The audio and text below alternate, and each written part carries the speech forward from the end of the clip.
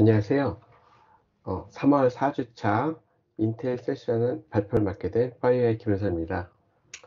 제가 금일 소개해드릴 내용은 프락시 로그 온이라고 하여 3월 2일 날 마이크로소프트사에서 취약점에 대한 발표를 한 그 이후에 공격에 대한 내용에 대한 인텔 관련된 내용을 설명드리도록 하겠습니다. 먼저 프락시 로그 온이라고 명칭이 되어 있고요. 해당 명칭은 공격자가 인증을 우회하고 관리자의 권한을 가장해 가지고 그러한 그 익스체인지 취약점을 이용한 공격, CV 넘버로 CV2021-268555의 공식적인 명칭이 프락시 로그 온이라고 보시면 될 것 같습니다. 그래서 해당 취약점 자체, 이 프락시 로그온이라고 하는 것 자체는 인증을 우회하는 공격이고, 이후에, 이 인증을 우회한 이후에 그 특정 취약점 CV2021-2706라고 되어 있는 이 취약점을 이용을 해서 임의로 파일 스크립트 또는 웹쉘 같은 것들을 실행을 해서 어떤 서버의 권한을 탈취하고 그 웹쉘의 기능을 이용해서 내부까지 침투를 할 수 있는 그러한 공격이라고 보시면 될 것 같고요.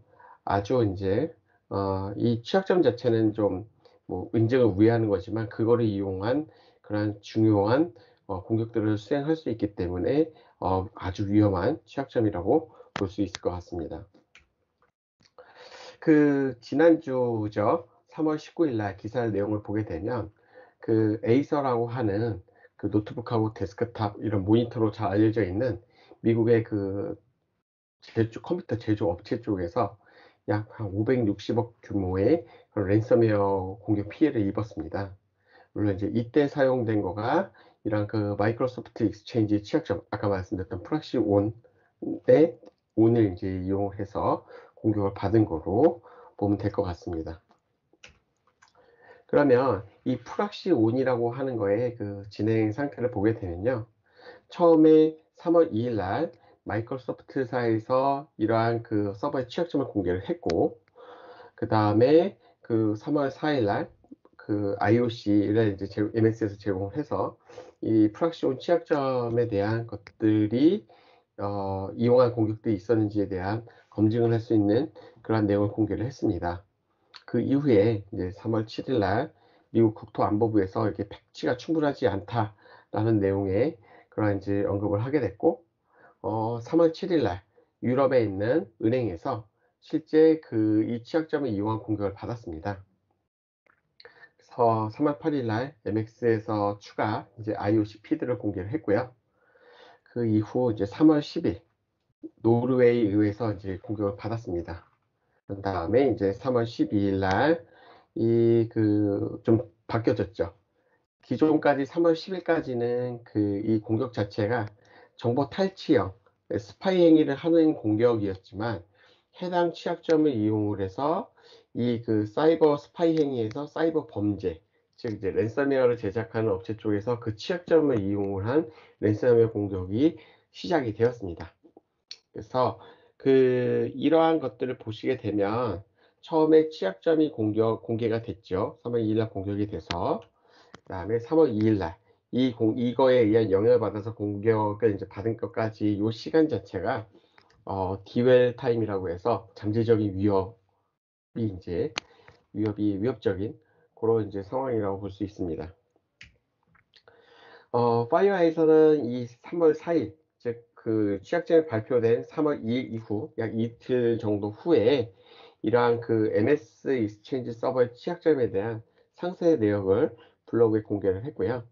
요 내용을 보시게 되면 이 파이어아이 자체가 이러한 메이저버트 디펜스, 즉 고객사의 관제 서비스를 하면서 1월 달에 이 마이크로소프트 익스체인지 서버가 여러 번 이제 악용되는 것들을 확인했고, 이때 이제 접근하기 위한 웹쉘이나 이런 엔드포인트 솔루션에서 이거에 대한 정찰하는 내용들이 저희 쪽 관제 쪽에 확인이 돼서 이걸 조사를 하고 있었고요. 그래서 3월 2일 날 이제 이러한 마이크로소프트사에서 취약점을 공개를 했을 때, 이게 그거하고 연관성이 있다라는 내용이고, 그거에 대한 이제 자세한 설명하는 블로그 내용을 저희가 지금 보시는 것이 이렇게 업데이트가 되어 있다라고 보시면 되고요. 조금 더 상세하게 보게 되면 이 그 공격자가 이 해당 취약점을 이용해서 공격을 한 다음에 이 그 쉘 스크립트를 돌리기 위해서 이 웹쉘을 이제 실행을 하게 되는데, 이때 이 쉘 코드 안에 FireEye X 에이전트, 즉 FireEye 갖고 있는 그 HX 에이전트가 설치되어 있는지, 또 이제 카본 블랙이나 클라우드 스트라이커에서 사용하고 있는 엔드포인트 제품을 쓰고 있는지 아닌지를 이제 검색하는 스크립트가 그 안에서 이제 나오게 된 겁니다.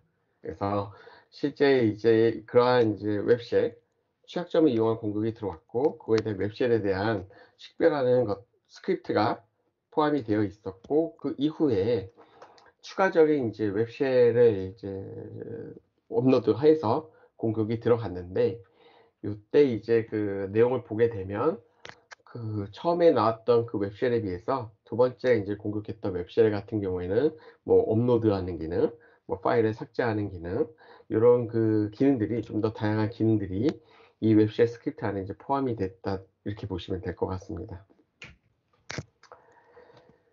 그 이후에 이제 이러한 것들을 저희가 이 웹쉘을 이제 분석하다 보니까 이 여기에 나와 있는 그림에 보시는 것 같이 그 웹쉘의 일부 부분에 이러한 그 중국 쪽 차퍼라고 하는 웹쉘의 일부가 이제 확인이 됐고, 요러한 그 근거 자료를 통해서 저희는 이 그 공격 자체가 중국 쪽에 있는 공격자 그룹이 이러한 공격을 시도한 거다라고 저희가 블로그에 해당 내용에 대한 공격자 그룹에 대한 내용을 게시하였습니다. 그래서 아까 위에 이제 그 FireEye가 이 그 마이크로소프트 익스체인지의 취약점이 공개된 이후에 이게 공격이 감염된 거에 맞게 저희 FireEye 쪽에서 어떻게 대응을 했냐라는 내용을 보시게 되면, 실제 이제 3월 2일 날 취약점이 공개됐을 때 FireEye 쪽에서는 해당 공격자가 중국에 있는 UNC 2639 또는 2640, 2643 이 공격 그룹이 해당 취약점을 이용을 해서 웹쉘을 이용한 추가 공격을 한 거를 내용을 공개를 3월 3일 했고요. 그리고 3월 4일 날 공격 블로그에는 이 공격 그룹이 사용했던 전략, 전술, 도구, 그 다음에 파이어에서 탐지됐던 내용에 대한 그 이벤트들, 어떻게 탐지됐을 때 탐지면 어떻게 나오는지에 대한 그러한 내용들이 공개되어 있습니다. 그리고 3월 5일 날 저희가 인텔 기반의 이러한 공격 시나리오를 업데이트를 해드렸고요. 요 오른쪽 밑에 보이시는 요 내용 자체가 파이어아이가 해당 그 공격 그룹이 실행했던 그 공격 시나리오를 그대로 업데이트한 내용이라고 보시면 될 것 같습니다.